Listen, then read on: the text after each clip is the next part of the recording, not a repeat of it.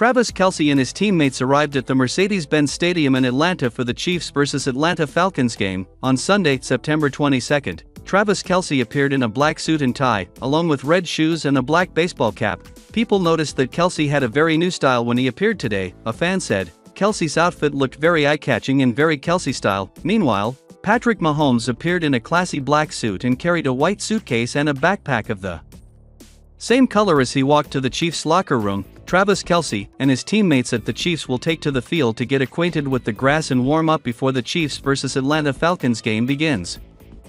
Upon landing in Georgia on Saturday, the Chiefs' social media team captured a dapper Travis Kelce walking off of the team plane. Fan reactions were mixed, with some appreciating the blacked-out look, featuring slippers, a sport coat and icy diamond chains. Others, not so much. "Better not be another one-catch performance," another said, referring to Kelce's underwhelming one-catch, 5-yard stat line in Week 2, wrote another, "My man wearing his slippers.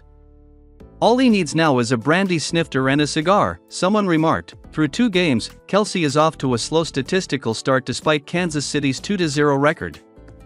The 34-year-old tight end has hauled in 4 of 7 targets for 39 yards.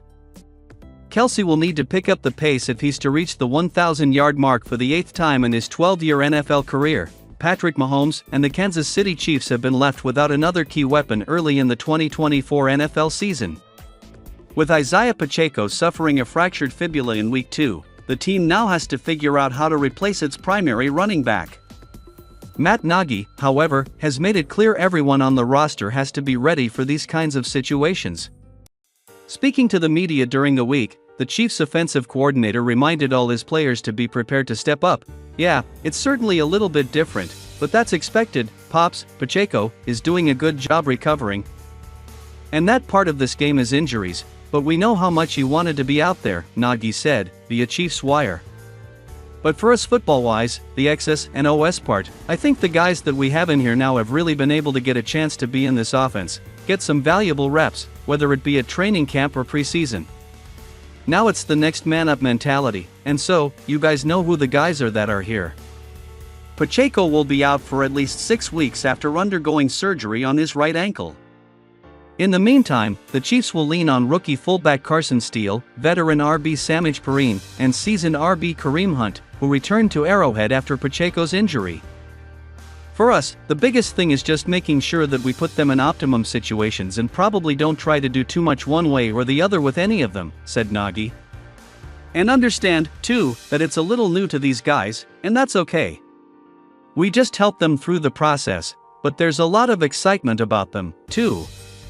Not only did Nagy let his players know anyone can be called at any moment to try and help Mahomes, but he also showed optimism on the different options on the Chiefs roster for the 2024 NFL season. One of the players who's expected to get more chances after Pacheco's injury is Steele, who received huge praise from Andy Reid. In the head coach's eyes, the 21-year-old may have what it takes to play a bigger role next to Mahomes. "Yeah, well, he's gonna have to step it up there and in that role, but I think he likes to be challenged, and I think this will be a good challenge for him," Reid said of Steele. "He's, obviously, gotta keep the ball high and tight. Kansas City has one of the most dynamic offenses in the league and are capable of blowing a game open on any given week. With this in mind, don't be surprised if the Falcons end up having to play from behind in this matchup. Robinson is the most dangerous offensive weapon on the roster and the Falcons should be doing everything possible to put the ball in his hands. Look for him to produce his 2nd consecutive performance with 5 or more receptions and for Robinson to put his fingerprints on the game. He will be in the range to reach this with the normal game script and may only be aided in reaching this total if the Falcons fall behind." NFL fans are set to be treated to a blockbuster of a match on Sunday night as the Atlanta Falcons host 2-time reigning champions Kansas City Chiefs, after a disappointing 18-10 loss at the hands of the Pittsburgh Steelers in their season opener. Raheem Morris' side managed to win their first game of their 2024-25 campaign over respected opposition in the Philadelphia Eagles. Meanwhile, the Chiefs have proven their championship mettle in their first 2 games of the season, beating the Baltimore Ravens and the Cincinnati Bengals on the last play of the game in both fixtures to remain undefeated. Team success is far and away the most important thing for the Kansas City Chiefs in Week 3. But multiple individual players can also reach some new statistical heights with good outings. Let's take a look at some of the most intriguing stats and milestones within reach for the Chiefs stars in Week 3. Despite a slow start to the year for Travis Kelce, the Chiefs aren't worried about his lack of production.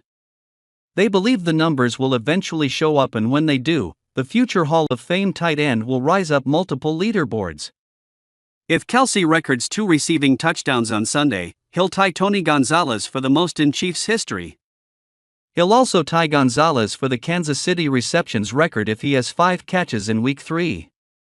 Finally, 15 yards after the catch would put Kelce past legendary running back LaDainian Tomlinson for the 6th most in a career dating back to 1992. Sunday could be a prime spot for Kelce to break out, and it'd come with plenty of achievements in the process. Speaking of Kelce, he and quarterback Patrick Mahomes are still within striking distance of climbing an all-time leaderboard on Sunday. Entering Week 3, the duo is tied with Drew Brees and Jimmy Graham for the 3rd most touchdown connections ever. One score can give them an outright rule of 3rd place, further cementing Mahomes and Kelce as one of football's best pairings to grace the field. At just 30 years old, Chris Jones has already established himself as one of the greatest pass rushers in Chiefs history. Kansas City's game notes list him as having 77 sacks, but he got a half sack taken away following Week 2's game against the Cincinnati Bengals. That means at 76.5, Jones needs 2.5 sacks against Atlanta to pass Justin Houston for the 4th most in Kansas City history. Jones has played in more games than Houston did with the Chiefs, sure, but the former's dominance as an interior player is difficult to overstate. Harrison Butker nailed a game-winning kick last weekend against the Bengals, and it was far from an easy one at 51 yards.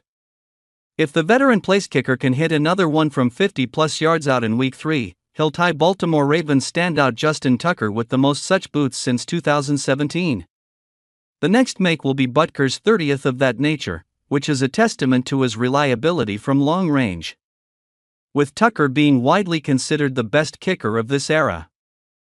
It would also inch Butker just a bit closer to that status. Patrick Mahomes has had quite a slow start to the season. While he's led the Kansas City Chiefs to a 2-0 record, his performance hasn't been quite up to par. Mahomes has thrown 3 interceptions already, an uncharacteristic sight for the former MVP. Still, we know that when he's on, Mahomes is still arguably the best quarterback in the league today. With a matchup against the Atlanta Falcons coming up, a video of the Chiefs star throwing a dot against the same team has made the rounds on social media. A highlight came during the 2018 preseason. The Chiefs star launched a 69-yard bomb to Tyreek Hill, with Mahomes throwing up a beauty to the speedy wide receiver. 70 yards in the air. That's a thing of beauty right there. Mahomes is more known for his creativity with his throws and deliveries. As this clip shows, though, the Chiefs star is more than capable of going deep on a single throw. Mahomes could have a chance to replicate this throw against the Falcons in Mercedes-Benz Stadium. While Hill has left the team, they have another speedster in Xavier Worthy, who can stretch the field. Andy Reid and the Kansas City Chiefs visit the Atlanta Falcons in Week 3. After 2 victories over the Baltimore Ravens and the Cincinnati Bengals, they're favorites to win the Super Bowl for a 3rd consecutive year. However, injuries are the big problem in 2024 for the defending NFL champions.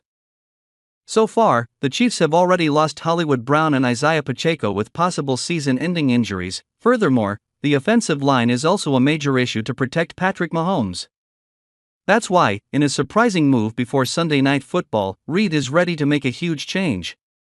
According to a report from Ian Rappaport, Andy Reid has decided that Wanya Morris will be the starter at left tackle for the Kansas City Chiefs in a long-awaited matchup against the Atlanta Falcons. The Kansas City Chiefs are making a major lineup change for their Sunday night showdown against the Atlanta Falcons.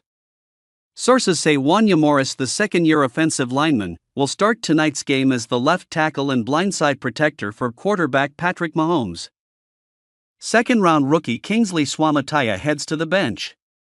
Suamataia, who won the starting job to begin the 2024 season, held up in the 2024 NFL kickoff game but struggled in Week 2. Rookie Kingsley Suamataia struggled last week against the Bengals, prompting an in-game switch to Wanya Morris. And tonight against the Falcons? The Chiefs will stick with that late change, so Morris will start over Suamataia in